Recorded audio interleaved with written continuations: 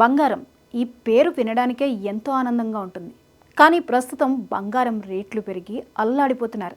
బంగారం కొనాలంటేనే భయపడుతున్నారు. ఈ తరుణంలో మీకు బంగారం దొరికితే ఎలా ఉంటుంది?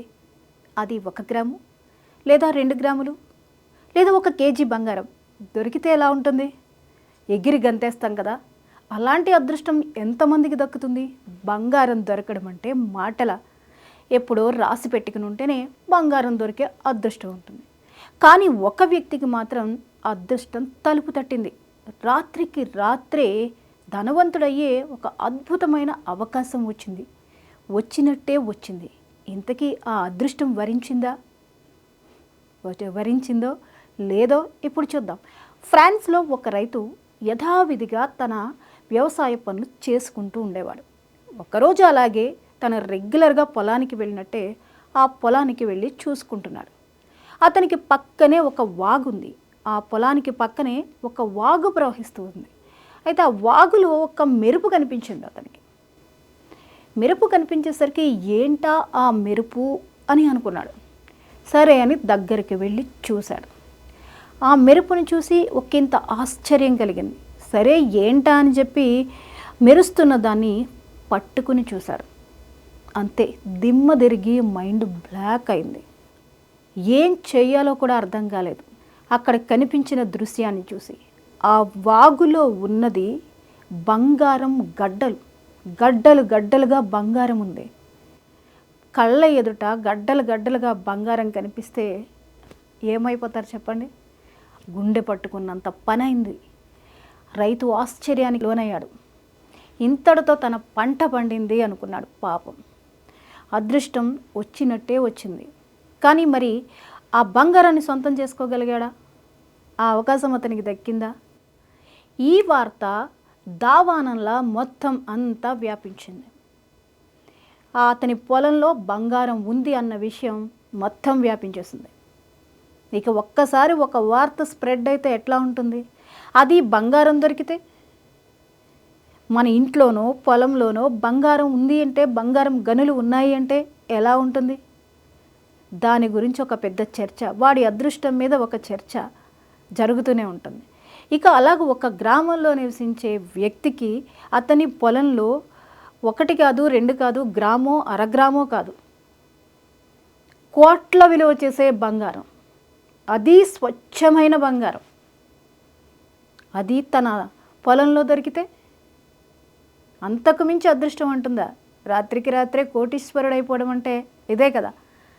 ఆ అదృష్టాన్ని దక్కించుకోగలిగాడా ఈ రైతు? అంటే పాపం, అదృష్టం వచ్చినట్టే వచ్చింది, తలుపు తట్టినట్టే తట్టింది. కానీ అది రైతుకి దక్కే పరిస్థితి లేకుండా పోయింది. ఏమీ చేయలేని దిక్కుతోచని స్థితిలోకి వెళ్ళిపోయేటటువంటి పరిస్థితి తీసుకొచ్చింది. ఎందుకు అంటే ఫ్రాన్స్లో అవేర్న్ అనే ప్రాంతానికి చెందిన వ్యక్తి మాట ఈ రైతు. 52 ఏళ్ళు ఇతనికి. మైఖేల్ పొలంలో బంగారు గడ్డలు ఉన్నాయి అన్న విషయం దావానంలా వ్యాపించినప్పుడు అది ప్రభుత్వాన్ని దాకా వెళ్తుంది కదా. అలాగే ప్రభుత్వం దృష్టికి వెళ్ళింది. ఇంకా చేసేదేముంది? అధికారులందరూ రంగంలోకి దిగారు. చెక్ చేశారు. అది బంగారమా కాదా ఏంటి అని చెక్ చేస్తే అధికారులకు కూడా దిమ్మ తిరిగే షాక్ తగిలింది. మామూలు షాక్ కాదు అది. ఎంత ఆశ్చర్యాన్ని కలిగించేదంటే దగ్గర అక్కడ ఉన్న బంగారం చెప్పాను కదా, కేజీ కాదు, 2 కేజీలు కాదు, 3 కేజీలు కాదు, దాదాపుగా 150 టన్నుల స్వచ్ఛమైన బంగారం గడ్డలు ఉన్నాయి అక్కడ.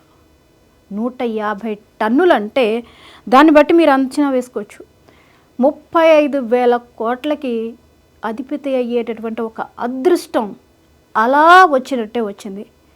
ఆ గడ్డల్ని చూసి రైతు ఆశ్చర్యానికి లోనయ్యాడు. ఎంత అదృష్టం అని చెప్పేసి. మన పొలంలో ఉంటే అది మన సంపదేగా, మనం కోటీశ్వరులం అయిపోవచ్చు, ఇప్పటి వరకు ఉన్న కష్టాలన్నీ పోవచ్చు, ఆర్థికంగా నిలబడవచ్చు అన్న సంతోషాన్ని పాపం ఆ రైతుకి కొన్ని క్షణాలు కూడా దక్కకుండా పోయింది. ఎందుకు అంటే ప్రైవేటు స్థలంలో దొరికినటువంటి ఆస్తులు అయినప్పటికీ కూడా అవి ప్రభుత్వానికి చెందుతాయి. దాంతో ఈ 50 టన్నుల బంగారం మీద అందులోంచి చిన్న ముక్క కూడా ఆ రైతు తీసుకోలేకపోయాడు. దాన్ని మొత్తం ప్రభుత్వం అధీనంలోకి తీసుకొని దాని మీద ఇంకా ఇన్వెస్టిగేషన్ చేసి అసలు దానికి సంబంధించినటువంటి టెస్టులన్నీ జరిగే కార్యకలాపాలు అక్కడ మొదలయ్యాయి అన్నమాట. దాంతో పాపం డూపాంట్ సంతోషం ఎంతోసేపు నిలబడకుండా పోయింది.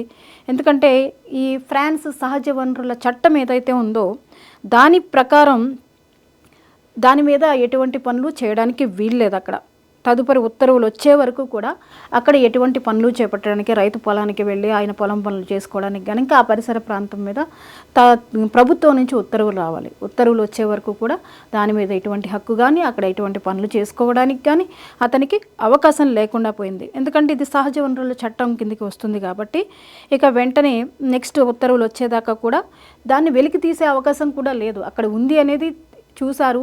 ఆ తర్వాత అది స్వచ్ఛమైన బంగారం అని తేలింది. వాళ్ళ అంచనాల ప్రకారం 150 టన్నుల బంగారం వరకు ఉండొచ్చు అని చెప్పేసి అధికారులకే షాక్ అయ్యేంత బంగారం అన్నమాట.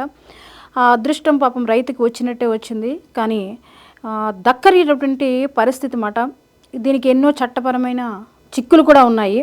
సో దీని మీద ఇక్కడ ఎలాంటి పనులు చేపట్టకూడదు అని చెప్పేసి తదుపరి ప్రభుత్వం నుంచి ఆదేశాలు వచ్చే వరకు కూడా వాళ్ళకి ఛాన్స్ లేకుండా పోయింది.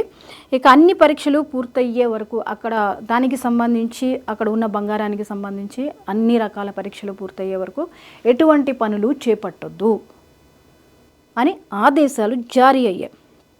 ఇంకా దాంతో ఏం చేయగలడు రైతు? ఎటువంటి అదృష్టము వరించకుండా పోయింది. వరించినట్టే వరించి క్షణంలో ఆ అదృష్టం కాస్త దూరం అయిపోయింది. ఏమీ చేయలేని పరిస్థితి.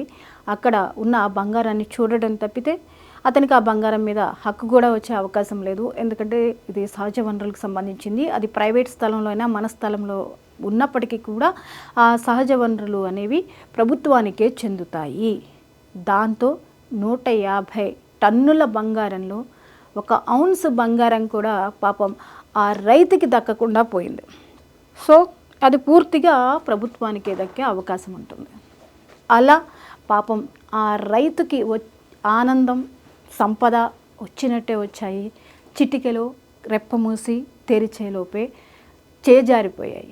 ఏది ఏమైనా అక్కడ మాత్రం ఫ్రాన్స్లో ఇది ఒక డిస్కషన్గా మారింది. 150 టన్నుల బంగారం ఒక పొలం పక్కన ఉన్నటువంటి వాగులో కనిపించడం సర్వత్రా చర్చకు దారితీసింది. 150 టన్నులు అంటే మాటలు కాదు కదా. ఒకవేళ అదృష్టం కొద్దీ అతనికి రాసి పెట్టుంటే రాత్రికి రాత్రే అపర కుబేరుడైపోయి ఉండేవాడు ఆ రైతు. కానీ అక్కడ ఉన్న చట్టాల ప్రకారం సహజ వనరులు కాబట్టి అది పూర్తిగా ప్రభుత్వానికే చెందుతుంది. సో ఇప్పటి వరకు అక్కడ ఎటువంటి చర్యలు కూడా చేసుకోవడానికి కూడా వీల్లేదు. నెక్స్ట్ అక్కడ ప్రభుత్వం నుంచి వాళ్ళకి ఆదేశాలు రావాలి. వచ్చిన తర్వాత అక్కడ వెలికితీత పనులు చేయాలి అంటే ఎప్పుడు చేయాలి, ఇవన్నీ కూడా అక్కడి ప్రభుత్వ ఆదేశాల మీద ఆధారపడి ఉంటుంది. సో అలా ఆ రైతు ఆనందం దక్కినట్టే దక్కి సంపద వచ్చినట్టే వచ్చి రాకుండా పోయింది.